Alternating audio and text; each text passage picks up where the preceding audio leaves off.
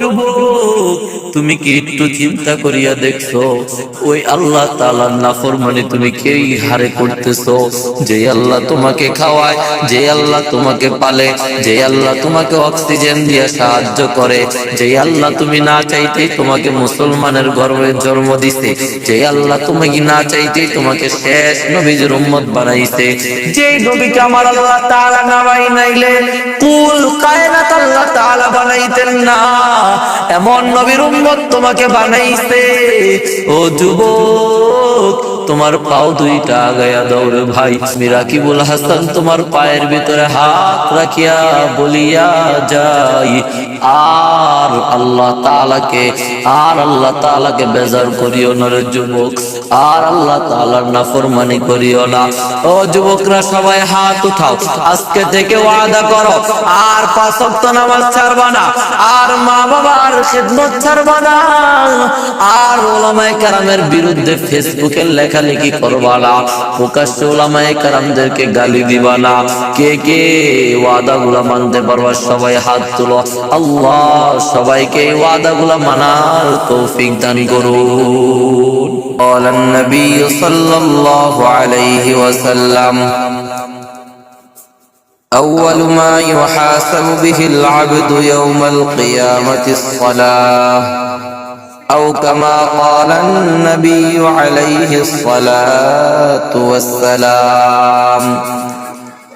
আল্লাহর নবী বিশ্ব নবী রাহমাতাল লিল আলামিন বলেন, ও আমার উম্মতেরা রে, কাল কিয়ামতের মাঠ যখন কায়েম হয়ে যাবে, হাসরের মাঠটা যখন নাকি আল্লাহ তাআলা কায়েম করিয়া ফেলবেন, তখন বান্দার যে আমলনামা আছে, এই আমলনামা যখন বান্দার সামনে নেওয়া হবে, হিসাব যখন শুরু হয়ে যাবে, বান্দার আমলনামার সর্বপ্রথম যেই হিসাবটা আল্লাহ তাআলা নিবেন, সেই হিসাবটা হলো নামাজের হিসাব।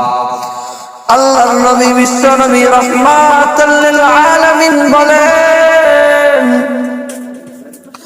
ও আমার উম্মতেরা রে, ও দুনিয়ার মুসলমান, আল্লাহর গোলাম, আর কয়দিন তুমি নামাজ না পড়িয়া, আর কয়দিন আল্লাহর কুদরতি পায়ে সিজদা না দিয়া, আর কয় বেলা তুমি আল্লাহ তাআলার ডাকে সাড়া না দিয়া তুমি চলবা?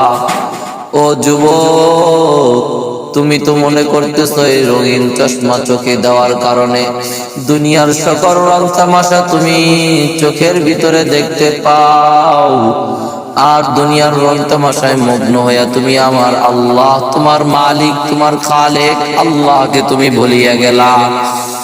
ও যুবক, তুমি তো মনে করতেছো দুনিয়ার রং তামাশার ভিতরে পইরা, দুনিয়ার রং তামাশার ভিতরে পইরা তুমি তো মনে করতেছো এটাই আমার যে শেষ জিন্দেগি, আর কোনো জিন্দেগি নাই। অথচ তুমি তো জানো না, তোমার দাপটে যেরকম ভাবে সমাজ কাঁপে, তোমার দাপটে যেরকম ভাবে দেশ কাঁপে, ঠিক তোমার একটা সেজদায় আমার আল্লাহ তাআলার আরশ পর্যন্ত কেঁপে যায়। ও যুবক, তুমি একটু কল্পনা করিয়া দেখো, তুমি একটু কল্পনা করিয়া রাতে যখন ঘুমাইতে যাও, তোমার বালিশের সাথে তুমি মাথাটা নাগাইয়া গভীর মনোযোগ সহকারে তুমি একটু চিন্তা করিয়া দেখো, তোমার বাবা চলে গেল ওই বাঁশঝাড়ের ভিতরে, যেই বাঁশঝাড়ের ভিতরে দিনের বেলা যাইতে তুমি ভয় পাও, তোমার দাদা ঘুমায় ওই অন্ধকার কবরে, যেই অন্ধকার রক্ত জায়গার ভিতরে ঘুমাইতে তুমিও ভয় পাও, ঘরের ভিতরে ডিম লাইট না জ্বালাইলে তোমার ঘুম আসে না, খুব ভয় ভয় লাগে, আবার নাকি একাও তুমি ঘুমাইতে পারো। ও যুবক, তুমি কি জানো না ওই কবরের ভিতরে তোমার কোনো সঙ্গী সাথী কেউই থাকিবে না, ওই কবরের ভিতরে তোমার একা একা থাকতে হবে। ওই কবরের ভিতরে শুধু তোমার আমল আর তোমার নামাজ, তোমার নেক আমল গুলা তোমার সঙ্গী সাথী হবে। কবর তো প্রতিটা দিন দুনিয়ার মানব বনি আদমকে ডাকতে থাকে। কবর বলতে থাকে, ও বনি আদম, আমি কবর সাপ বিচ্ছুর ঘর, আমি কবর ভালো জায়গা না, আমি কবর এমন এক গর্ত। আল্লাহর রাসূল সাল্লাল্লাহু আলাইহি ওয়াসাল্লাম হাদিসের ভিতরে বলেন, قال النبي صلى الله عليه وسلم حفرة من حفر النار وروضة من رياض الجنة أو كما قال النبي عليه الصلاة والسلام। আল্লাহর নবী বিশ্ব নবী রাহমাতাল লিল আলামিন বলেন, ওই কবরটা হলো কারো জন্য জাহান্নামের গর্ত, আবার কারো জন্য জান্নাতের বাগান। ও যুবক, তুমি কি জানো ওই কবরটা কি তোমার জন্য জান্নাতের বাগান হবে না জাহান্নামের গর্ত হবে? তুমি কি দম্ভ ভরিয়া সমাজের ভিতরে চলতেছো? ও যুবক, তুমি তো এই কথাটা তুমি জানোই না যে আল্লাহ তাআলা তোমাকে দৈনন্দিন 36 বার তোমার কিডনিকে কুদরতি ভাবে ডায়ালিসিস করতেছেন, যে নাকি দুনিয়ার এমন কোন মেশিন তৈয়ার হয় নাই, ও দুনিয়ার এমন কোন যন্ত্র তৈয়ার হয় নাই, দুনিয়ার এমন কোন বৈজ্ঞানিক এমন কোন যন্ত্র তৈয়ার করতে পারে নাই যে একটা বনি আদমের কিডনি দৈনন্দিন 10 বার নয় 2 বার ডায়ালিসিস করবে। অথচ তোমার আমার খালেক, তোমার আমার মালিক আল্লাহ, যেই আল্লাহকে তুমি ভুলিয়া চলিতে ফিরিতেছ, যেই আল্লাহ তোমাকে 5 বার ডাকলে তুমি একবারও সাড়া দাও না, যেই আল্লাহ তোমাকে সপ্তাহে 1 দিন ডাকলে তাও তুমি সাড়া দাও না, যেই আল্লাহ তোমাকে মাসে 1 বার ডাকলেও তুমি সাড়া দাও না, যেই আল্লাহ নাকি বছরের ভিতরে রমজান মাস আসার কারণে তোমাকে ডাকলে তুমি সাড়া দাও না।